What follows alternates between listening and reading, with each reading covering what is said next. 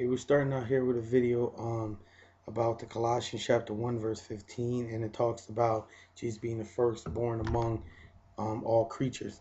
And we have to understand that Jesus was not the firstborn the first thing that God created. That's very untrue, because we know by the word that he always existed. St. John 1:1 says, in the beginning was the word, the word was with God, and the word was God. So he was in the beginning with God. So he's not, there is no, like I explained in my other videos, there is no distinction. The word always existed, not created. When we speak about that, the firstborn among all creatures, we speak about his humanity. Jesus was the first one to die, and he rose again in 3 days by the power of the Holy Ghost.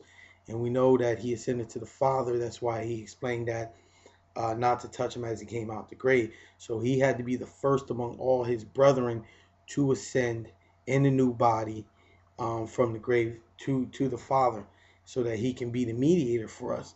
So there's a few things on here that I'm going to give you that I have. These are the facts and understanding of the following. Is basically the only begotten of the Father. In John 1:14 is another example. John 1:18 says the only begotten Son. John 3:16 says his only begotten Son. The only begotten Son of God. John 3:18. This is the day I have begotten thee. These are some of the things that were used in Psalms chapter 2 verse 7, which was a messianic Psalms. I will be, Hebrews 1:5 says, I will be to him a father, and he shall be to me a son. Hebrews 1:5. This is speaking about when he talks about the sonship, he's talking about his humanity. He's not talking about his pre-existing thing that he already was. So I wanted to get that out there so you can understand that it's not a pre-existing thing. It's not a thing where that Jesus didn't exist. And I want you to understand that I'm going to give you a few more things. Um, Also, the times that it's used is, like I said, verse 15, Colossians chapter 1, verse 15. If you look in verse 18, Romans 8:29, Hebrews 12:23, Hebrews 1:5, and Revelations 1:5. Each of these are talking about the firstborn of the brethren, firstborn of the head of the church of the firstborn, his first begotten and begotten of the dead.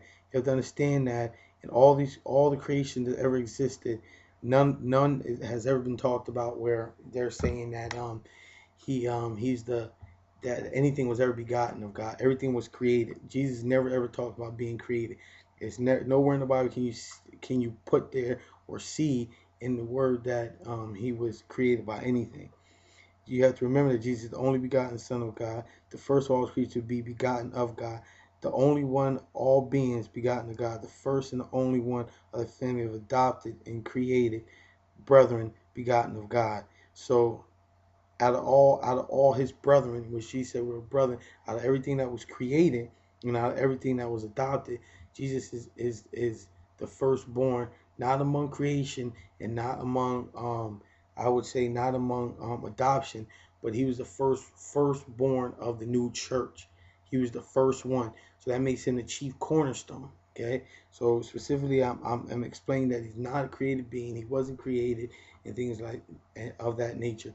You can go to my website where I explain the Trinity in very easy form to help some of the people out. And if you have any more questions, you're more than welcome to email me, and I'll get right back to you.